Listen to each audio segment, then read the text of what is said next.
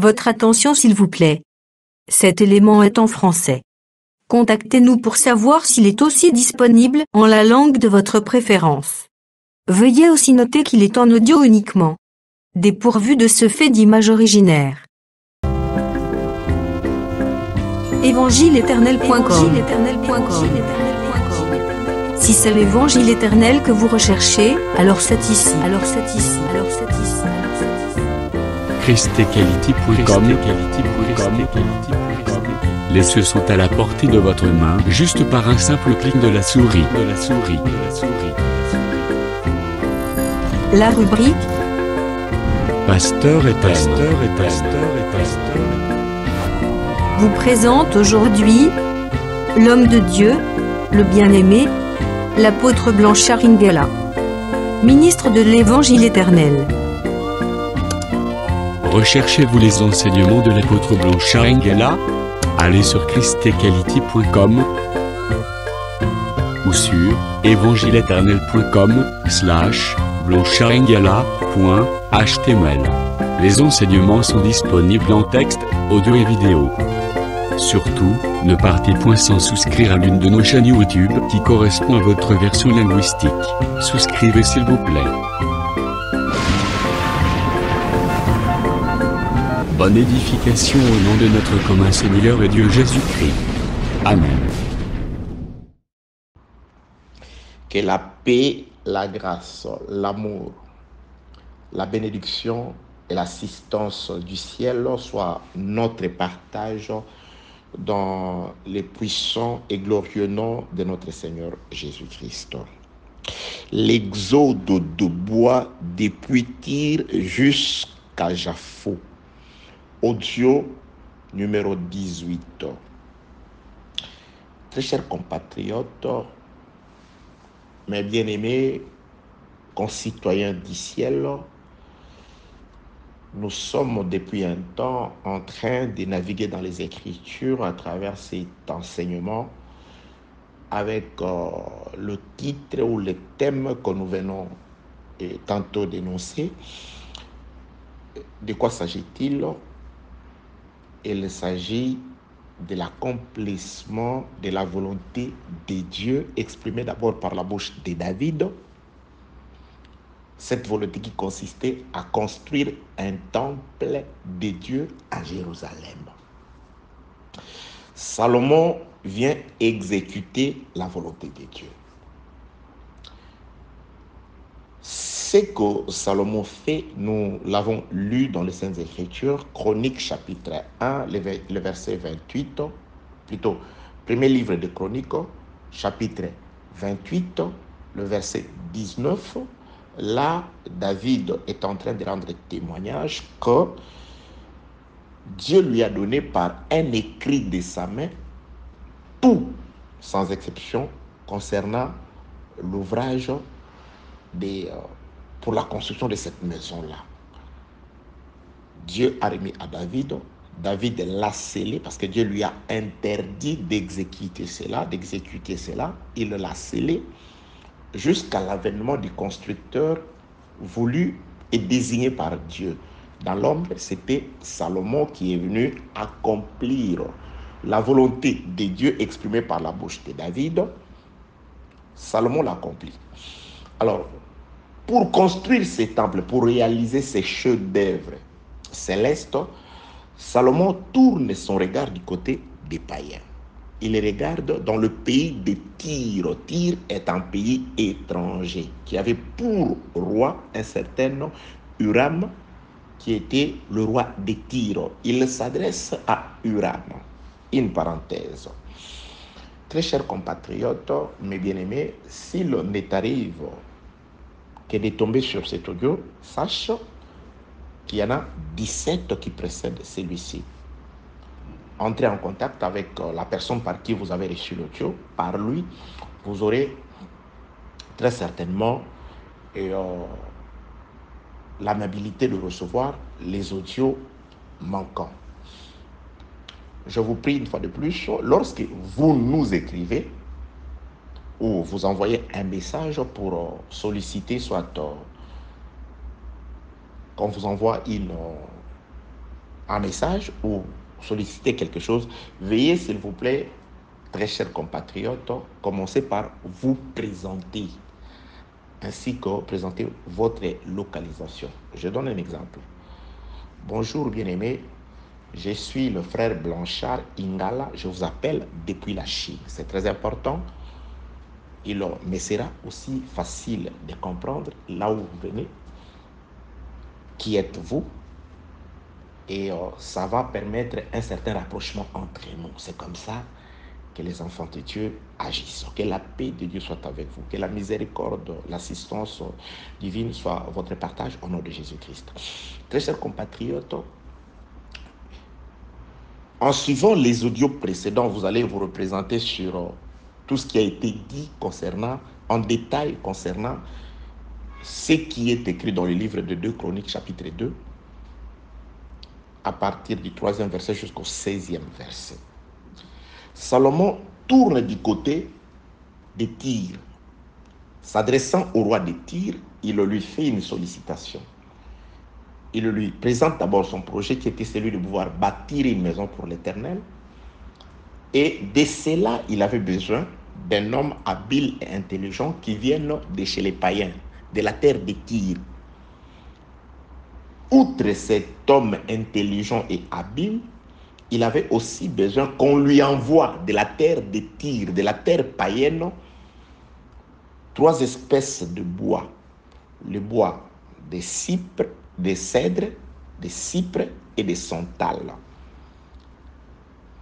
Et Salomon va proposer quelque chose d'autre. Il dit, en retour, je donnerai aux salariés qui couperont ces bois-là pour moi, je leur payerai de l'huile, du vin, du froment, ainsi que de l'orge. Passons sans plus tarder à la lecture des Saintes Écritures pour beaucoup plus de précisions. 2 Chroniques chapitre 2, je commence la lecture au 3e verset. Salomon envoya dire à Huram, roi de Tyr, « Fais pour moi comme tu as fait pour David, mon père, à qui tu as envoyé des cèdres afin qu'il se bâtisse une maison d'habitation. Voici, j'élève une maison au nom de l'Éternel mon Dieu, pour la lui consacrer, pour brûler devant lui les parfums odoriférants, pour présenter continuellement le pain des propositions et pour offrir les holocaustes du matin et du soir, des sabbats de nouvelle lune et des fêtes de l'Éternel notre Dieu, suivant une loi perpétuelle pour Israël. » Je saute, verset 6e et verset 7e. « Envoie-moi donc un homme habile pour les ouvrages en or, en argent, en airain et en fer, en étoffe, teinte en pourpre, en cramoisi et en bleu, et connaissant la sculpture, afin qu'il travaille avec les hommes habiles qui sont auprès de moi en Juda et à Jérusalem, et que David, mon père, a choisi. Envoie-moi aussi du Liban des bois, des cèdres, des cypres et des santales, car je sais que tes serviteurs s'entendent à couper le bois du Liban,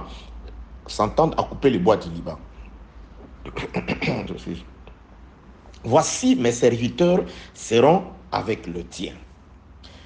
Que l'on me prépare du bois en abondance, car la maison que je vais bâtir sera grande et magnifique. Je donnerai à tes serviteurs qui couperont, qui abattront le bois, 20 000 corps de froment, 20 000 corps d'orge, 20 000 battes de vin et 20 000 battes d'huile. Verset 15e. Maintenant que mon Seigneur envoie à ses serviteurs les froment, l'orge, l'huile et le vin dont il a parlé. Et nous couperons des bois du Liban autant que tu en auras besoin. Nous te les expédierons par mer en radeau jusqu'à Jaffo et tu les feras monter à Jérusalem. Bien-aimés, dans les Seigneurs, il s'agit du voyage ou de l'exode de bois. Les bois qui se trouvent chez les païens, chez les nations, doivent voyager depuis leur territoire de nature ou de naissance jusqu'à Jérusalem, mais en transitant par les ports de Jaffo. Nous allons étudier ces trajectoires-là, cet itinéraire. L'itinéraire est tracé par Le roi de Tyr, le roi Huram, c'est celui-là qui va tracer l'itinéraire. Il dit, nous allons couper certainement les bois dans la quantité voulue par toi, selon les espèces déterminées par toi. Nous allons te les faire parvenir par voie maritime, par la mer jusqu'à Japhos. Et là, tu descendras, toi-même, Salomon, tu vas quitter Jérusalem, tu descendras à Japhos pour les chercher et le faire monter à Jérusalem. C'est pourquoi nous avons parlé de l'exode de bois depuis Tyr, la terre des païens, jusqu'à Jérusalem. Nous avons compris dans les Saintes Écritures que parlant de bois, il y a une sagesse cachée qui parle des hommes. Nous sommes nés quant à la chair dans ce monde. Mais nous avons été connus déjà avant même que la bonne nouvelle nous atteigne. Avant même que nous puissions naître sur la terre, Dieu nous avait déjà connus. La preuve en est que Salomon ne fait qu'exécuter ce que son père lui a laissé dans un livre, lesquels l'avaient aussi reçu de Dieu. Dieu a écrit dans son livre, il était question des cypres, des cèdres et des santales. Il écrit les noms de bois dans les livres, Dieu le remet à Salomon. Le livre reste fermé, scellé, méconnu des gens pendant tout le temps où David était vivant. À la mort de David, avant la mort de David, il va laisser le trône à son fils. Lorsque le fils a été intronisé roi, quelque temps après, le fils va ouvrir les livres pour se rendre compte de la volonté de Dieu qui est restée scellée du temps de son père afin de pouvoir l'exécuter. C'est le Seigneur Jésus-Christ qui vient mettre en exécution le plan de Dieu arrêté avant la fondation du monde. Si nous sommes sauvés aujourd'hui, ce n'est pas dans les temps, c'est parce que Dieu nous a connus en Jésus-Christ avant la fondation du monde. Bien-aimés dans le Seigneur, je crois que des choses très intéressantes nous ont été dites par les Saint-Esprits dans les audios précédentes. Donc, consultez les audios précédentes, vous aurez en tout cas beaucoup d'explications sur la prédestination, l'élection et toutes ces choses-là en détail. Et en tout cas, ceux qui l'ont écouté pour la plupart nous ont vraiment appelés pour dire qu'ils ont été servis à satiété. Que la paix, la grâce et la miséricorde de Dieu soient avec vous au nom de Jésus-Christ. Très chers compatriotes, donc il s'agit des bois, il s'agit des hommes qui doivent quitter le monde, qui doivent quitter la vie païenne, la vie normale et naturelle, qui doivent cesser d'être des personnes lambda, des personnes, monsieur tout le monde, afin de commencer un voyage. Le voyage va nous faire partir du monde, de l'Égypte, de notre Égypte, de nos vieilles habitudes, des vaines manières que nous avons héritées de nos pères. Nous devons être comme des bois coupés, séparés de la terre et être conduits dans la mer et par la mer jusqu'à Japhos. C'est à Japhos que nous verrons le visage de Salomon. Que la paix de Dieu soit avec vous au nom de Jésus-Christ. Nous ne sommes pas encore arrivés là, dans le voyage proprement dit. On en est encore à la connaissance de tous les éléments qui vont précéder et accompagner le voyage.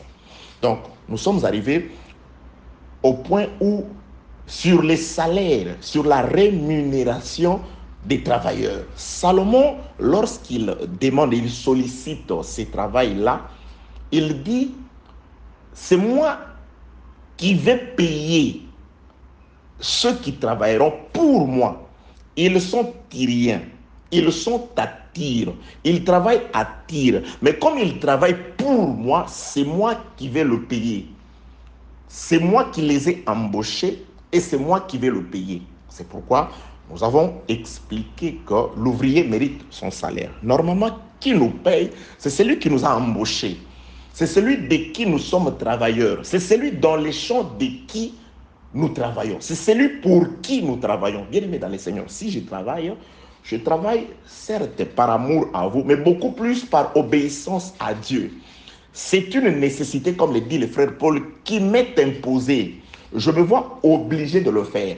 Je m'attends à une rémunération de la part de mon employeur, quels que soient les moyens qu'il va utiliser pour me rémunérer. Mais dans les Écritures, il a présenté quelques-uns des moyens, entre autres, celui à qui on enseigne la parole, il doit faire participer celui qui l'enseigne à ses biens.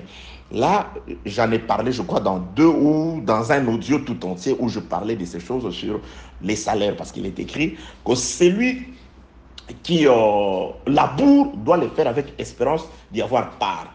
Celui qui soigne une vigne doit profiter du fruit de la vigne. Celui qui paie un troupeau doit se nourrir du lait de ce troupeau-là. Que la paix, la grâce et la miséricorde de Dieu soient avec vous. Donc, les enfants de Dieu où vous êtes, vous devez apprendre, vous qui aimez cette parole, vous qui aimez l'enseignement, vous devez savoir manger l'agneau dans la totalité. Donc, prenez en charge ceux qui se chargent de s'aimer parmi vous ce qui est spirituel. Attention, de s'aimer parmi vous ce qui est spirituel. Donc, ils ont droit de récolter ce qui est temporel. Ça, c'est important parce que c'est une portion des Écritures.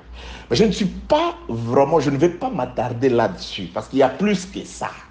Que la paix, la grâce et la miséricorde de Dieu soient avec vous. Je repars dans une portion des Écritures que nous avons étudiée. Ne vous perdez pas, bien-aimés dans le Seigneur, très chers compatriotes. Nous sommes dans le voyage de bois. Mais il se passe qu'il y a beaucoup d'éléments qui accompagnent ces voyages-là, qui ont été écrites ou déclarées par le Saint-Esprit au moyen des prophètes pour notre instruction. Nous devons en profiter pour comprendre la volonté de Dieu pour nous. Nous devons en profiter pour connaître la clé cachée dans ce qui est écrit. Car la clé de la paix, de la réussite, du succès se trouve dans ce qui est écrit. C'est pourquoi la Bible déclare, il faut faire la lecture. Là, l'Éternel Dieu s'adresse à son serviteur Josué, il dit que ce livre de la loi ne s'éloigne point de ta bouche. Tu dois faire la méditation du jour et de la nuit. Médite-les jour et nuit. Ça, c'est l'ombre. Ça, c'est ce qui est écrit. Dans cela, il y a la méditation du jour et la méditation de la nuit. C'est pourquoi, bien-aimé dans le Seigneur, un prédicateur, c'est celui qui maîtrise d'abord cette méditation-là. La méditation, médite-les jour et nuit, afin que tu agisses fidèlement selon ce qui est écrit et que tu aies du succès dans tes entreprises. Les succès, c'est lorsqu'il y a la fidélité dans les agissements par rapport à ce qui est écrit. Il ne suffit pas de te déplacer pour aller au culte, pour écouter, pour prêcher ou pour prier. Prier, prêcher, lire la parole, méditer la parole, c'est une bonne chose. Mais il a été dit à Josué, lorsque tu auras médité jour et nuit, lorsque tu auras réalisé la véritable méditation à la loi et au témoignage, tu agiras fidèlement d'après ce qui est écrit. Ainsi, il y aura du succès dans tes entreprises. Donc, les succès dépendent de la fidélité dans les agissements par rapport à ce qu'on a compris lorsqu'on a fait la lecture du jour et de la nuit. Je suis dans le livre de Josué, chapitre 1er, du 1er au 5e verset. Que la paix, la grâce et la miséricorde de Dieu soient avec vous au nom de Jésus-Christ. Donc, bien-aimés dans le Seigneur, mes très chers compatriotes, il y a un voyage qui va se réaliser. Et ce voyage qui va faire partir les bois depuis le pays de Tyr, la terre païenne. Nous devons partir du monde car on nous attend à Jérusalem afin de devenir les parties du temple, afin que nous puissions être réunis et former un temple, pas sur la terre, mais à Jérusalem. Pas à Jérusalem, et c'est Jérusalem actuel qui est dans le tourment avec ses enfants, mais dans la véritable Jérusalem céleste, Galates chapitre 4, du 18e au 24e, je crois, verset. Nous sommes attendus au ciel auprès de Dieu. Nous sommes attendus dans les palais. Nous serons les palais. Nous serons la ville sainte. Nous serons les sanctuaires. Et nous ne serons pas les sanctuaires si nous ne sommes pas les sanctuaires sur la terre. Ok, nous allons comprendre cette réalité lorsque nous allons aborder la tranche allant de bois qui sont coupés, de leur navigation, comment ils naviguent jusqu'à Jaffo, parce que là, c'est aussi une période très, très compliquée. Que la paix de Dieu soit avec vous au nom de Jésus-Christ. Donc, ces travailleurs, les Tyriens qui travaillent, qui ne sont pas seuls, qui travaillent avec des gens qui étaient auprès de Salomon, que Salomon à des péchés. Salomon a fait des péchés. Les gens auprès de lui, qui étaient auprès de lui, il les a fait descendre à Tyr afin d'être accompagnés, d'accompagner des Tyriens qui sont des spécialistes, qui s'entendent, qui connaissent, qui maîtrisent la forêt du Liban où se trouvent les 3 espèces de bois afin de pouvoir bien travailler d'après la volonté de Salomon. Parce que ces serviteurs-là sortent de Jérusalem. Ils étaient auprès de Salomon. Ils ont marché avec Salomon. Ils ont été avec Salomon. Salomon leur a parlé. Il dit, je ne prie pas seulement pour vous qui êtes ici, les serviteurs.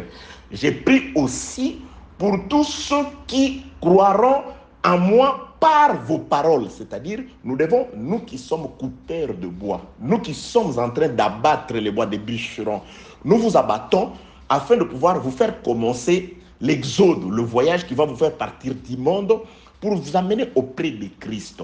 Alors, nous ne travaillons pas seuls, nous sommes accompagnés des apôtres, de ceux qui étaient avec le Seigneur, au travers de leurs enseignements. C'est pourquoi notre édification, c'est sur base de l'enseignement des apôtres et des prophètes, où Jésus-Christ lui-même se trouve être la pierre angulaire. Que la paix, la grâce, la miséricorde, l'amour et l'assistance de Dieu soient avec vous au nom de Jésus-Christ. Ces détails dans les audios précédents. Alors, très chers compatriotes, je file dans le premier livre des Corinthiens, 1 Corinthiens, chapitre 9e. 1 Corinthiens, nous sommes dans la rémunération parce que Salomon promet un salaire et il définit son salaire. Le roi de Tyr intercède pour ses serviteurs afin que Salomon accomplisse. Il dit, ce que tu as dit, tu as parlé, tu as promis que les serviteurs ne travailleront pas à jeun, ne travailleront pas gratuitement, ils ne seront pas exploités. Toi, tu n'es pas comme certaines personnes ou certains hommes qui font travailler des mercenaires sans leur donner les salaires. Toi, tu dois payer. Dieu paye toujours, d'une manière ou d'une autre. Il rémunère ceux qu'il a employés, ceux qu'il a envoyés dans son champ. Nous allons étudier ça. Quand quelqu'un est sorti pour aller chercher des gens pour travailler dans son champ, il a d'abord commencé par discuter avec ces gens concernant leur salaire. Il dit, venez travailler dans mon champ. Pourquoi êtes-vous là à ne rien faire? Venez, vous allez travailler dans mon champ. Je vous paierai un denier. Êtes-vous d'accord? Oui, oui, oui, bien aimé. C'est pourquoi j'ai dit, pour entrer dans ce travail, tu dois vraiment te rendre compte de la rémunération. Seras-tu d'accord du salaire que le Seigneur Dieu te propose? Parce qu'il y a des gens qui viennent dans les seigneurs, ils veulent que ils veulent s'enrichir dans le Seigneur. Dieu peut t'enrichir quand il veut, comment il veut. Mais on ne vient pas d'abord pour devenir comme les ministres du monde, comme les gouvernants du monde, comme ceux qui dirigent, des tyrans qui dirigent dans ce monde. Que la paix, la grâce et la miséricorde de Dieu soient avec vous au nom de Jésus-Christ. Il y a des choses un peu difficiles à comprendre et à expliquer. Je mérite encore une fois de plus que Dieu nous aide, que la lumière du Saint-Esprit nous accompagne, que la grâce de Dieu me facilite à moi l'expression et me donne une capacité vraiment divine pour la transmission de la pensée du Seigneur, et à vous une bonne audition et un cœur pour retenir et la force pour pouvoir vous appliquer à marcher selon cette parole. Que la paix de Dieu soit avec vous au nom de Jésus-Christ. 1 Corinthiens chapitre 9e. Je commence au 7e verset. Qui jamais, 1 Corinthiens 9, 7, qui jamais fait le service militaire à ses propres frais? Qui est-ce qui plante une vigne et n'en mange pas les fruits? Qui est-ce qui fait paître un troupeau et ne se nourrit pas du lait du troupeau? Là, j'avais expliqué que lorsque vous soignez une vigne, vous devez profiter du fruit. C'est-à-dire, quand vous sémez, vous descendez, le frère Paul va expliquer. Quand on sème ce qui est spirituel, on a droit à ce qui est temporel. Mais j'aimerais retourner. Il y a une phrase à travers laquelle nous allons entrer, pour expliquer la partie spirituelle de ce dont Salomon promet aux serviteurs. Qu'est-ce qu'il promet aux serviteurs? Il promet 4 éléments. Il promet le froment, c'est-à-dire le blé, parce que le froment, c'est les grains de blé. Il promet le froment, céréales avec lequel on fabrique, on fait le farine. L'orge, c'est aussi un céréale avec lequel on fait le pain. J'avais donné l'exemple dans ce qui est écrit dans le livre des Juges, chapitre 7, où quelqu'un et deux Madianites étaient en train de pouvoir discuter. L'un d'eux avait un songe. Il dit, j'ai vu un pain d'orge qui roulait jusqu'à frapper la tente et renverser une tente. L'autre définit le pain de l'orge, les pains d'orge, comme étant le pain de Gédéon. Donc le pain d'orge, donc c'est-à-dire avec de l'orge, on fabriquait aussi le pain. Donc c'est un céréal, mais qui était moins coûteux que les froment, parce qu'avec le froment, on fabriquait aussi le pain. Salomon prévoit 4 éléments. L'orge qu'on utilise pour la fabrication de pain, le froment qu'on utilise également pour la fabrication de pain. 3e élément, l'huile et le vin. C'est aussi l'huile qu'on utilisait aussi dans les sacrifices pour faire la libation, et aussi le vin qu'on utilisait toujours dans les sacrifices pour en faire la libation. Donc nous avons le céréal, et avec les céréales, c'est-à-dire quand vous avez le froment, vous avez l'orge, vous ajoutez le froment, la farine, avec l'huile, vous faites un pain que vous allez manger avec le vin. Donc en quelque sorte, c'était un repas, c'est une nourriture que Salomon avait prévu pour ses travailleurs. En grosso modo, je m'en irais nous dire que celui qui veut travailler pour Salomon doit être nourri.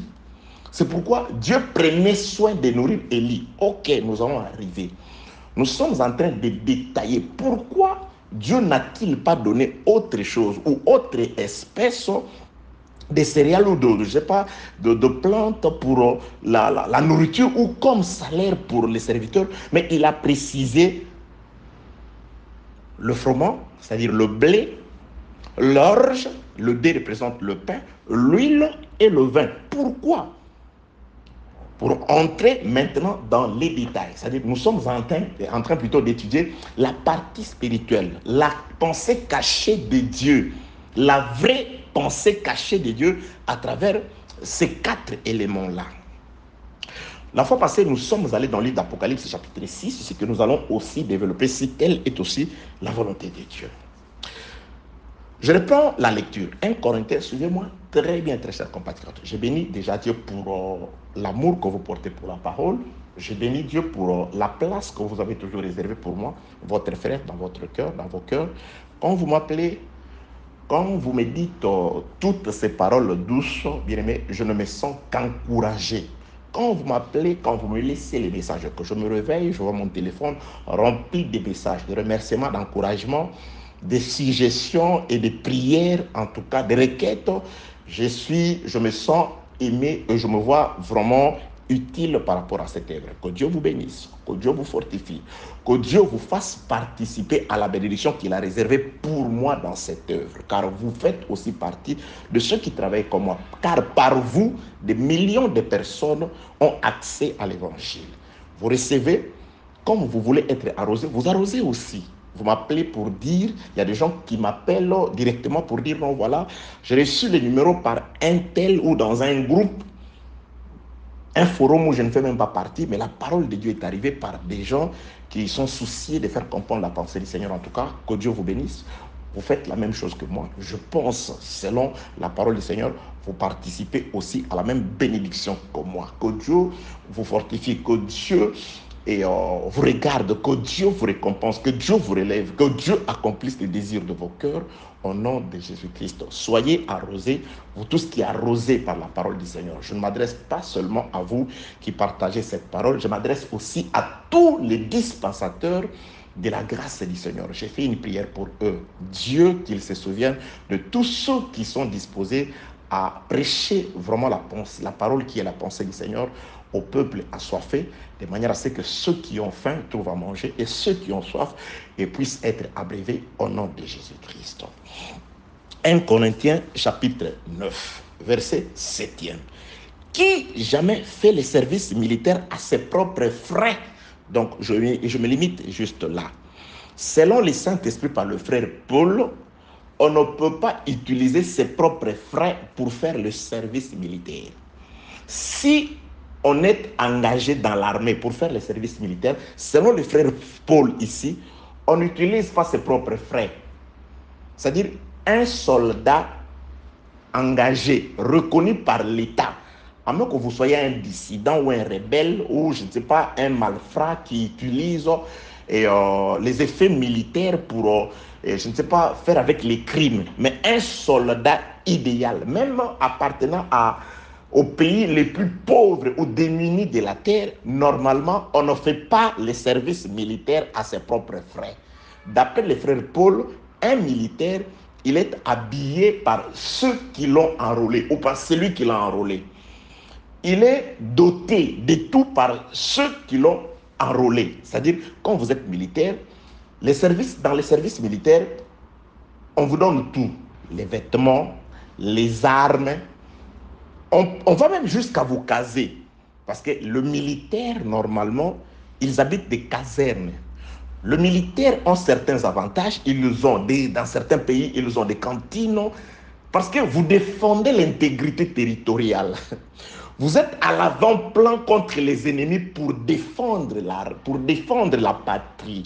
C'est pourquoi les frères Paul, ils commencent d'abord par nous prendre, nous tous, comme étant des militaires.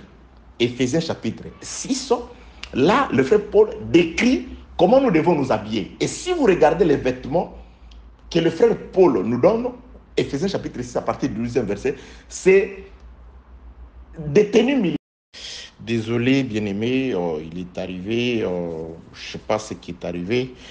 L'enregistrement s'est arrêté à 29 minutes. Donc, nous poursuivons. Nous sommes dans l'exode de bois depuis Tyr jusqu'à Jaffo, l'audio numéro 18. Donc, nous étions en train de parler sur ce qui est écrit dans le livre de 1 Corinthiens, chapitre 9, le verset 7e. Qui jamais fait le service militaire à ses propres frais?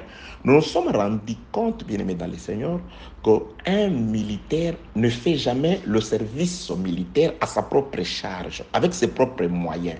Mais il est pris en charge en tout pour tout par celui qui l'a enrôlé. Alors, le frère Paul ira jusqu'à nous présenter celui qui nous a enrôlés, celui à l'armée de qui nous appartenons et pour qui nous travaillons. Il dit à Timothée, souffre avec moi comme un bon soldat de Jésus-Christ. Donc, les propriétaires de l'armée, c'est le Seigneur Jésus-Christ. Celui pour qui nous travaillons, c'est le Seigneur Jésus-Christ. Donc, si c'est le Seigneur Jésus-Christ qui nous a enrôlés pour travailler dans son armée, c'est-à-dire aller reconquérir les territoires qui nous ont été échus en partage et défendre les territoires qui sont les nôtres, c'est le Seigneur, ce Seigneur-là, c'est Jésus-là, c'est ce Seigneur, ce Fils de Dieu-là qui nous a enrôlés. C'est celui-là qui doit s'occuper de nous. C'est celui-là plutôt qui doit nous doter de tout. Il a commencé par dire à ses apôtres, ce n'est pas vous qui m'avez choisi, c'est moi qui vous ai choisi. Donc c'est moi qui vous ai enrôlé. Dans l'armée du Seigneur, on ne vient pas s'enrôler. Mais c'est celui-là qui cherche, qui regarde. Non. Il va appeler, toi viens là-bas, toi viens. C'est celui qui nous a appelés. Et si c'est lui qui nous a appelés, c'est afin que nous puissions, comme ces soldats, travailler. Je veux vous ouvrir une parenthèse. Vous savez, bien aimé dans le Seigneur, lorsque Josué a fait le partage des territoires d'Israël, de Canaan aux tribus, il a remis à chaque tribu un territoire qui lui a été échu en partage. Dans certains de ces territoires, quand Josué les donnait aux enfants d'Israël, ces territoires étaient occupés par les ennemis. Donc c'était aux personnes à qui on avait remis ces territoires sur papier de pouvoir combattre afin de pouvoir reconquérir ou conquérir les territoires qui leur a été donnés par l'Éternel. C'est pourquoi je nous ai toujours exhorté, bien-aimés dans le Seigneur, qu'il y a des promesses glorieuses qui ont été dites pour nous, qui nous ont été laissées, que Jésus-Christ a prononcé sur nous. On vous fera la guerre, on ne vous vaincra pas, vous marcherez sur les serpents, vous marcherez sur les scorpions, rien ne pourra plus jamais vous nuire. Tellement de promesses glorieuses Parfois, on se pose des questions. Mais pourquoi ces promesses-là, certaines personnes, où nous ne les vivons pas dans la totalité? Ça veut tout simplement dire que nous sommes des soldats, comme l'étaient les enfants d'Israël, à qui on avait remis les territoires. Ils devaient s'élever afin d'aller reconquérir, afin d'aller récupérer ce qui était à eux. Grâce à l'esprit de celui qui leur avait donné ces territoires-là, ils avaient conquéri. Ils avaient en tout cas fait le nécessaire pour pouvoir, à chaque tribu, de pouvoir rester dans le coin voulu par l'Éternel. Que la paix, la grâce et la miséricorde de Dieu soient avec vous. Bien aimé, Dieu ne permettra pas que nous soyons tentés au-delà de nos capacités. Dieu ne peut pas te faire des promesses qui soient au-delà de tes capacités. Si Dieu nous a promis d'être puissants, c'est que Dieu sait qu'avec lui, nous pouvons être puissants. Il nous suffit juste de nous en remettre à lui, de lui faire confiance, d'implorer sa grâce afin que lui nous aide à être ce que lui a voulu que nous soyons pour lui. Que la paix de Dieu soit avec vous au nom de Jésus-Christ. Donc, lorsque les frères Paul, pour parler de la rémunération des travailleurs, il compare des ouvriers à des militaires. Il présente quelques avantages. Il dit, qui jamais fait le service militaire à ses propres frères? Ça veut tout simplement dire, comme des soldats de Christ, Christ doit nous doter. Christ doit prendre soin de nous. Je parle de la dotation. On ne fait pas le service militaire à ses propres frères. Je m'avais expliqué de manière spirituelle. J'avais dit aujourd'hui, nous naviguerons spirituel. Bien aimés dans le Seigneur, on ne fait pas l'œuvre de Dieu ou le ministère par rapport à ses propres pensées, les propres frais, ses propres frais. C'est son propre raisonnement aussi. C'est ses propres capacités aussi. Il y a des gens qui utilisent des capacités intellectuelles pour faire l'œuvre de Dieu.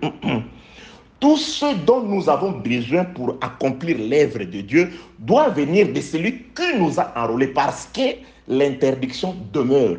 On ne fait pas le service militaire à ses propres frais. Je n'ai jamais vu un soldat qu'on va enrôler pour aller dans l'armée. Ce soldat-là va venir de chez lui disant, non, voilà, moi, mes parents sont très riches, je viendrai avec ma tenue de chez nous, je viendrai avec mes armes de chez nous. Non, non, non. Vous venez avec des vêtements civils. C'est dans les centres de recrutement, à partir de là, vous commencez par tout recevoir. Ceux qui vous forment, ils commencent par vous prendre des mesures afin de pouvoir coudre des vêtements à vos tailles. C'est-à-dire, ils mettent tout parce que vous ne pouvez rien faire à vos propres frais. Prédicateurs, dispensateurs de différentes grâces du Seigneur.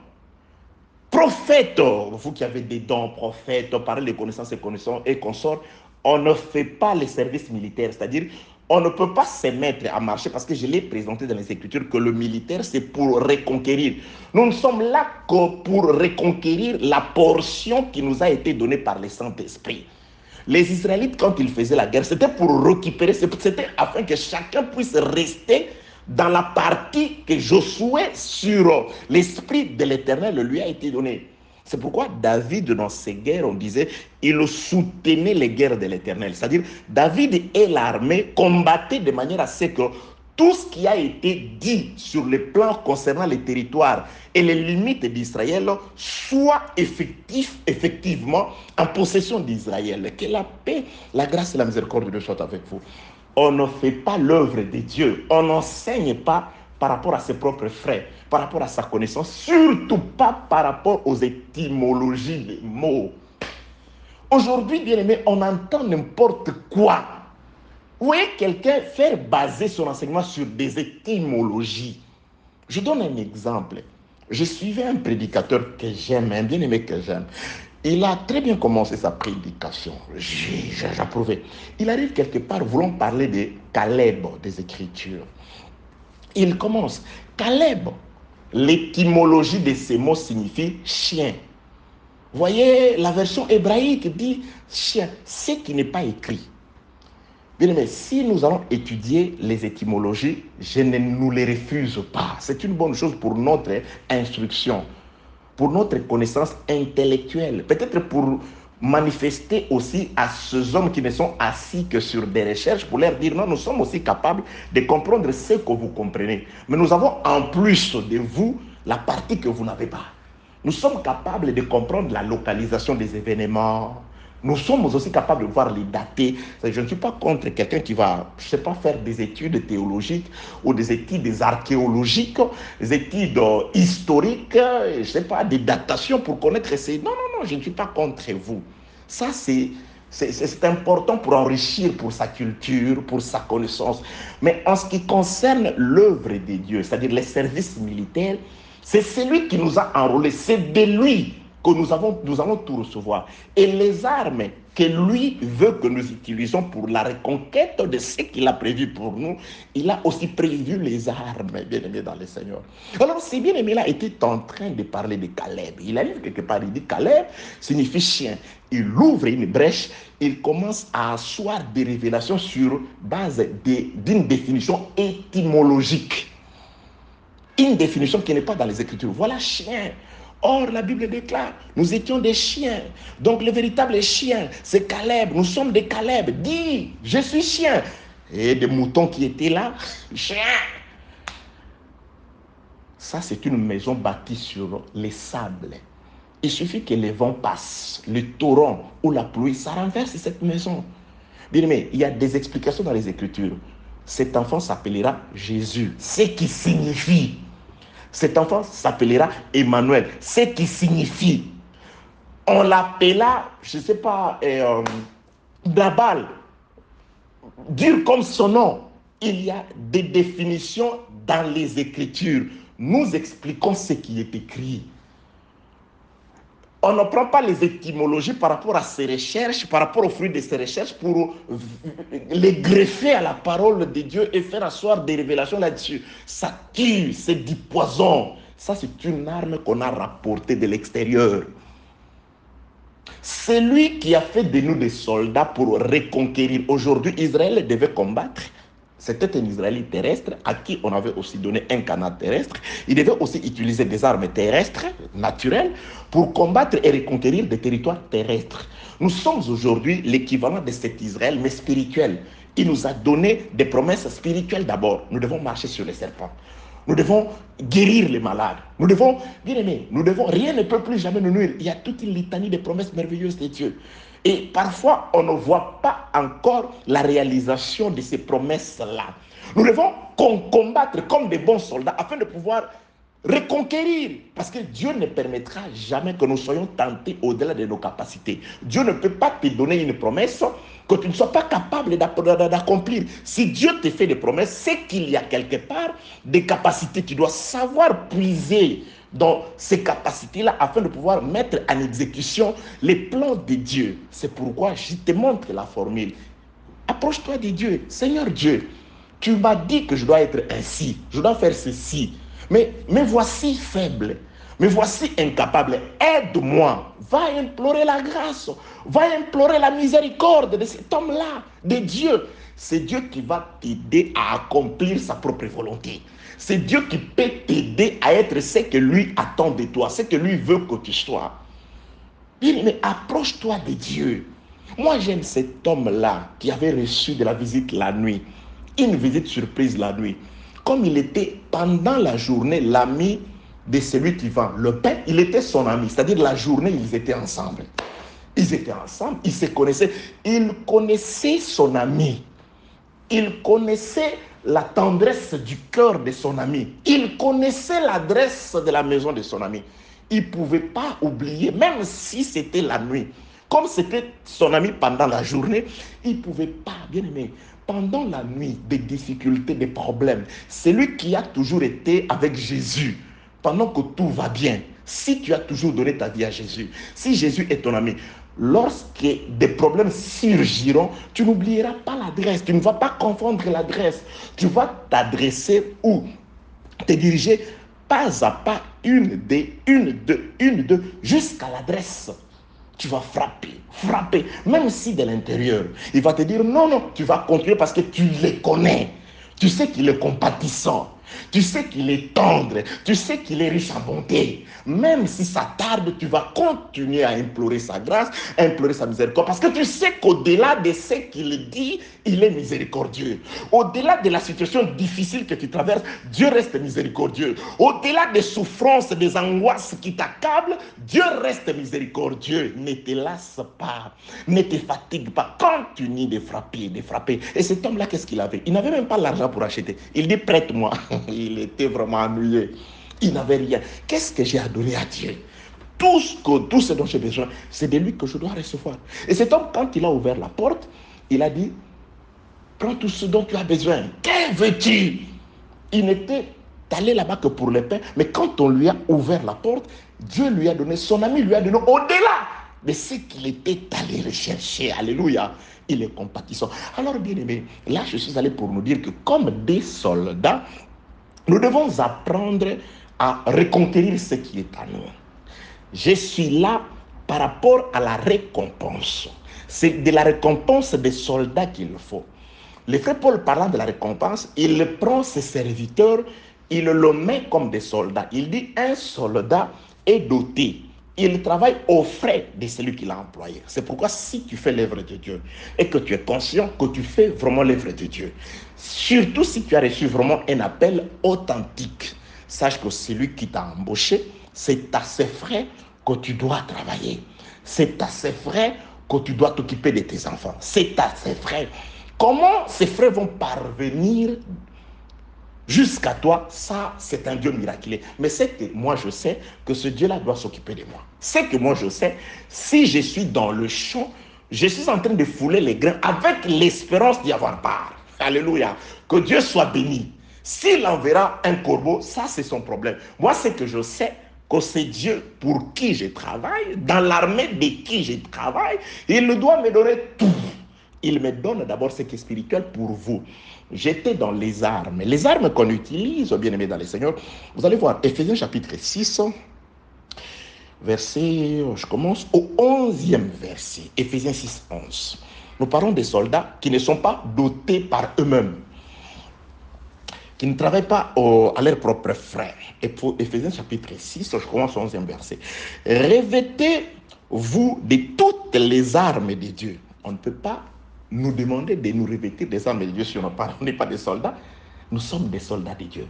Bien aimés, comme soldats en Israël, c'était pour la reconquête des territoires qui nous ont été échus en partage par Josué. Sur les livres, nous devons les accomplir. On écrit un livre, on trace un plan, on dit, Blanchard, voici ton territoire. Et quand je me considère, je dis, mais je suis en dehors de ce territoire. Je dois reconquérir mon territoire. Et une fois les territoires conquis, les peuples d'Israël doivent devoir veiller pour protéger ces territoires. Bien aimé, nous devons apprendre aussi à protéger les acquis. Car il y a le diable qui est en train de rôder comme un loup, comme un lion plutôt. Il veut nous ravir ces dons précieux que nous avons reçus du Seigneur. Regarde ce que tu étais. Tu pouvais voir les situations. Tu avais un don puissant de prophétie. Tu parlais en langue. Voilà ce que tu étais. Tu parlais si bien. Tout allait de l'avant. Mais regarde ce qui t'arrive aujourd'hui. Tu ne vois plus rien. Tu commences à forcer. Tu commences à inventer des prophéties encore beaucoup plus graves. Maintenant, tu te laisses utiliser par Baal, par un autre esprit que l'esprit de la vérité. Te voici utilisé par l'esprit de l'erreur parce que tu commences à mentir. Tu commences à fabriquer des révélations. Tu commences à fabriquer des prédications. Tu ne vois plus rien. Quand tu lis, tu ne vois plus rien. Tu es tellement léger spirituellement. Tu es tellement charnel. Tu es tellement distrait. Tu baignes tellement dans les péchés que tu ne vois plus rien. Tu commences à fabriquer. Tu commences à faire des copier-coller. Dieu ne te dit plus rien. Mais comme tu veux maintenir les standards, qu'on dise que tu es toujours là, tu commences à fabriquer. Tu commences à faire des gymnastiques. Retourne, regarde où tu es tombé. Relève-toi au nom de Jésus. J'aimerais que tu te relèves. Dieu te connaît et Dieu sait que le temps est encore là pour te relever. Il est miséricordieux. Il tend sa main.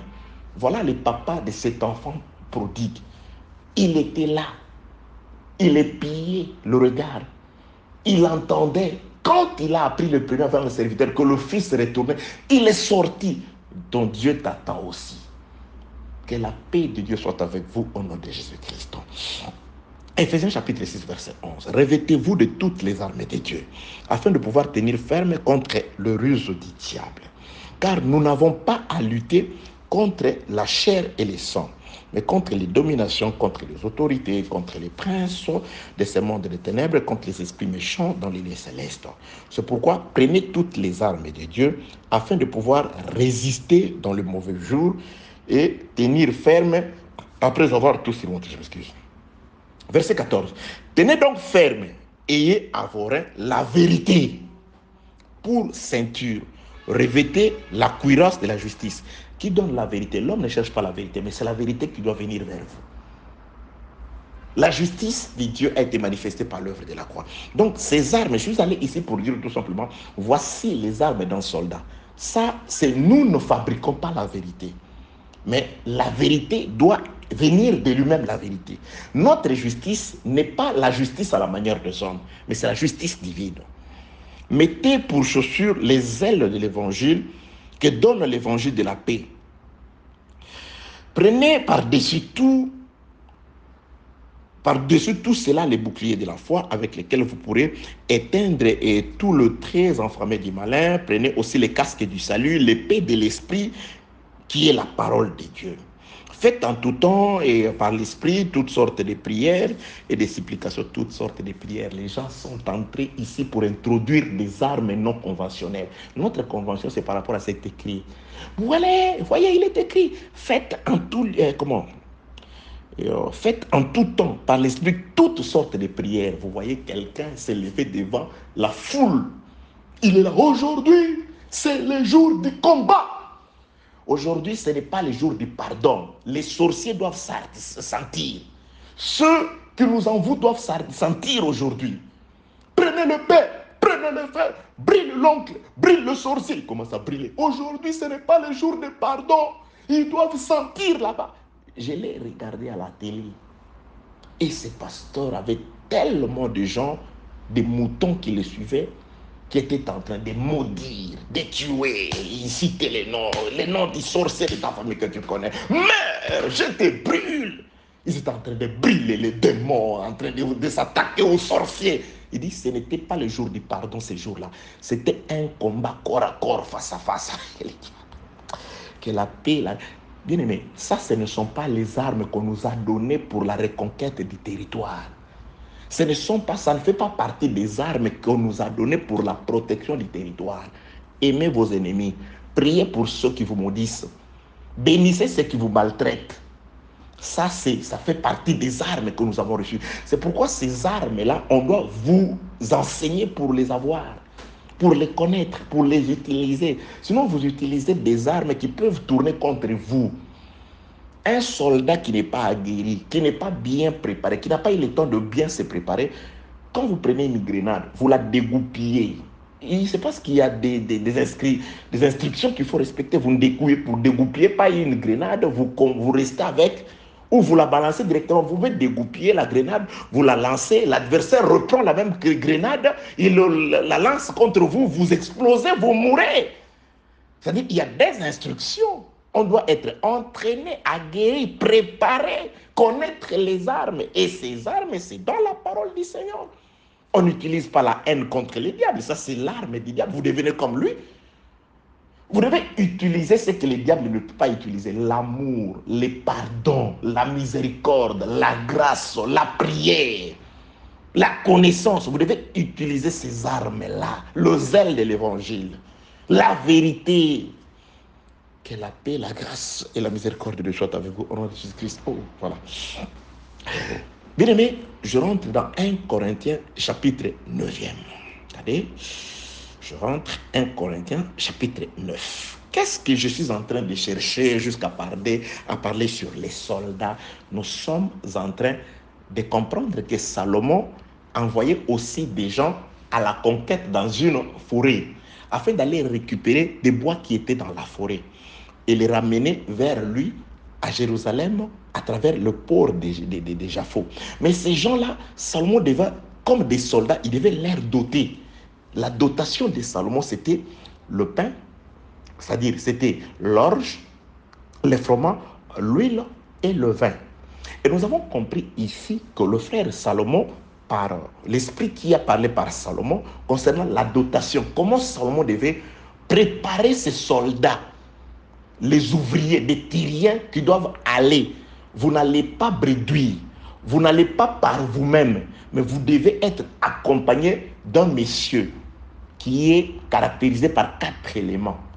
Les 4 éléments sont le froment, l'orge, l'huile et le vin. Quand vous avez les froment, l'huile et le vin, vous pouvez aller travailler pour Salomon de manière à ce que vous serez capable de pouvoir... Vous êtes comme des soldats. Vous allez dans les territoires, dans la forêt du Liban, une forêt très dense. Vous y entrez et vous devez non seulement ramener les bois de la forêt, mais vous devez aussi vous en sortir. Parce que le frère Paul avertit, il dit que celui qui est debout, qu'il fasse attention. Mais l'homme qui doit beaucoup plus faire attention, ce n'est pas celui qui est déjà tombé, c'est celui qui est debout. C'est pourquoi je crains de tomber. Le frère Paul craignait, il dit, je crains d'être rejeté après avoir prêché aux autres. Il faut faire très attention. Combien de personnes nous avons vues? Il allait prêcher des sœurs, mais il s'est retrouvé commencer à tomber avec cette sœur-là. C'est-à-dire, lui qui était debout, qui était censé relever quelqu'un qui était assis, et la personne assise l'a rappelé, l'a ramené dans sa chute. Il faut faire très très attention, que la paix, la grâce et la miséricorde de Dieu soient avec vous, au nom de Jésus-Christ. Donc, Salomon, il doit faire de ces travailleurs, des Tyriens qui vont travailler pour lui, il doit les doter. La dotation de Salomon, dans l'ombre, c'était la nourriture qu'il leur a donnée. Le pain, c'est-à-dire les céréales pour la fabrication, la farine, ainsi que l'huile et le vin. Et ici, le frère Paul parle d'un soldat qui doit faire le service militaire. Et il ne le fait pas à ses propres frais, c'est-à-dire il est aussi doté par celui qui l'a enrôlé. Celui qui enrôle les soldats que nous sommes pour la reconquête des territoires, pour la protection territoriale, celui qui nous enrôle, c'est le Seigneur Jésus. Souffre avec moi comme un bon soldat de qui? De Jésus. Nous appartenons à l'armée de Jésus. Et si Jésus nous a enrôlés dans son armée afin de reconquérir les territoires que lui nous a donnés, les armes, c'est celui-là, Jésus, qui nous le donne. Éphésiens chapitre 6, à partir du 11e verset, nous présente les armes. Et ces armes-là, vous allez vous rendre compte que ça ne vient pas de l'homme. La vérité, le salut, les ailes de l'évangile, la parole, l'esprit, toutes ces choses viennent de Dieu. C'est Dieu qui nous donne ces choses que nous utilisons. C'est pourquoi nous avons donné l'exemple de certaines personnes qui utilisent des armes qui ne sont pas conventionnelles par rapport à la parole, telles que des prières. Ils entrent par une petite porte, faites à tout temps, toutes sortes de prières. Pour eux, toutes sortes de prières, même des paroles qui contredisent les Écritures, même des paroles qui ont été défendues par Jésus et par les apôtres. Ils disent des choses, non, toutes sortes de prières, toutes sortes de prières. Ils commencent à maudire. Il y a une prière, bien aimé, cette prière me donne froid. Je sais que plusieurs personnes, même dans les assemblées de ces fonds, retour à l'expéditeur. Non. La malédiction, retour à l'expéditeur, non. Ça, c'est des hommes qui ne sont pas de notre armée. Nous, il nous a été interdit de rendre le mal pour le mal. On ne rend pas le mal par le mal, on ne rend pas le mal pour le mal. Nous devons aider. Retour à l'expéditeur, c'est-à-dire quelqu'un te maudit, toi aussi tu le maudis. Non. Retour à l'expéditeur, c'est-à-dire quelqu'un t'a ensorcelé, toi aussi tu l'ensorcelles. Non. Nous leur devons l'amour. Notre prière est qu'ils ne meurent pas dans... Si c'est des sorciers, qu'ils ne meurent pas dans cet état-là. Que Dieu leur fasse grâce. Que Dieu leur fasse connaître sa volonté. Qu'ils se repentissent, qu'ils se relèvent de ces choses-là. C'est ça les soucis pour lesquels Dieu a abandonné le ciel pour venir sur la terre. C'est pour la transformation des méchants au juste. Nous ne faisons pas la prière. Oui, il y a des gens qui sont le frère européen. Et ceux qui sont dans les îles, c'est des genres de prières qui se font surtout en Afrique. Hein? C'est-à-dire, en Afrique, il y a beaucoup trop ces histoires de sorcellerie et consorts. Parfois, une personne, oui, on prophétise, voilà, vous avez une maladie d'origine sorcellérique. Ça se fait aussi. Alors, vous voyez cette personne-là prier, il dit retour à l'expéditeur. C'est-à-dire, je rends la maladie à la personne qui me l'a envoyée. Oh non, on peut prophétiser disant, voilà, il y a quelqu'un dans votre famille qui en veut en votre vie, qui vous souhaite du mal, ou qui vous a envoûté, ou qui vous a renfermé dans un esprit de pauvreté. Tu dis, retour à l'expéditeur, c'est-à-dire que cette pauvreté, que cette situation maléfique retourne à celui d'où... Non, on ne fait pas ce genre de prière. Nous les bénissons, nous les aimons. Bien-aimés, il n'existe rien qui étouffe le diable plus que l'amour. Quelqu'un qui te fait du mal, toi tu l'aimes. Ça, cette arme-là n'existe pas. Jésus-Christ a conquis le monde par amour, par esprit de pardon. Il a pardonné ceux qui l'ont offensé. Il a pardonné ceux qui l'ont haï. Il n'existe pas d'arme plus efficace que l'amour. Et dans cet amour-là, nous ne sommes pas comme eux. C'est eux, qui sont des méchants. Ils nous ont envoyé la maladie. Nous, on ne retourne pas cette maladie. Dieu nous guérit, nous prions pour ces gens-là, afin qu'ils se convertissent, afin qu'ils connaissent la grandeur de Dieu. Lorsque Dieu m'aura béni, il verra que, quoi que son niveau de cultisme console, il ne peut rien contre moi. Il viendra, il va s'agenouiller devant ton Dieu. Il va s'agenouiller et il va glorifier ton Dieu. Que la paix de Dieu soit avec vous au nom de Jésus-Christ. Ne faites plus ce genre de prière. Retour à l'expéditeur. Je te retourne, rentre d'où tu es venu. Non. Nous chassons les démons. Nous guérissons les malades. Nous avons ce pouvoir de guérir les malades. Mais nous ne remettons que la paix de Dieu soit avec vous au nom de Jésus-Christ. Ok, bien-aimés dans le Seigneur. Nous sommes dans la dotation de ceux qui va accompagner. Salomon est en train de préparer ceux qui vont aller travailler pour lui. Il leur donne ces 4 éléments. Je l'ai parlé sur autre chose, le Saint-Esprit m'a conduit sur autre chose. Je crois qu'il y a quelque chose que Dieu voulait qu'on puisse dire à travers ce qui a été dit aujourd'hui. Que la paix de Dieu soit avec vous au nom de Jésus-Christ. Alors, très chers compatriotes en Jésus-Christ, Salomon prépare ce que doivent recevoir ceux qui vont travailler pour lui. Naturellement, c'est le salaire que nous recevons de ce travail. Nous le recevons de Dieu. Dieu sait comment nous rémunérer. Mais il a aussi donné une part de responsabilité à ceux qui entendent ces choses spirituelles, de pouvoir s'occuper de ceux qui sèment à travers leur bien temporel ces choses spirituelles. Mais il y a dans ces choses-là, outre les salaires, il y a aussi ce qui est très important. Si vous n'avez pas le pain, vous n'avez pas l'huile et le vin, vous n'allez pas travailler. C'est pourquoi Jésus-Christ, avant d'envoyer ses serviteurs, il leur a rassuré cela. Il les a ramenés dans la chambre haute. Il a pris le pain et le vin.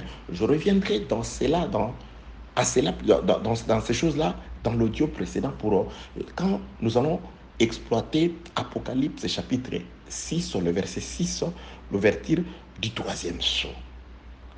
Nous allons nous rendre compte parce que Apocalypse 6, verset 6, l'ouverture du 3e sceau, nous voyons qu'il y a ces 4 éléments, le même élément que présente Salomon à ses serviteurs.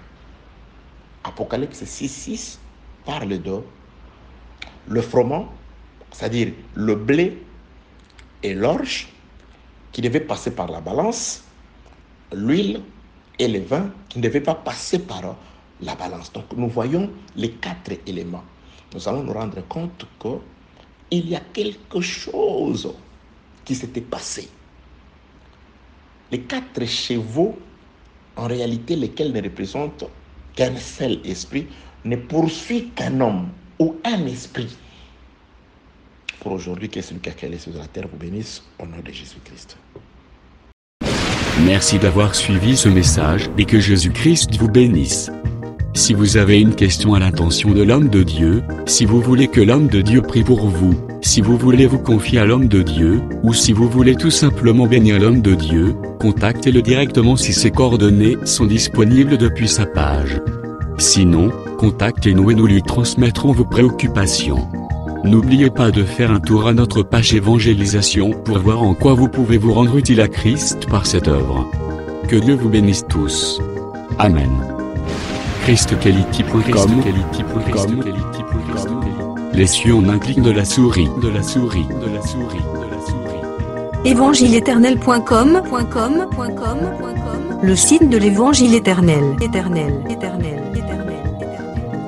Christ et Quality Fondation, équilibrer la manne ramassée dans le désert de sorte que chacun ait un numère.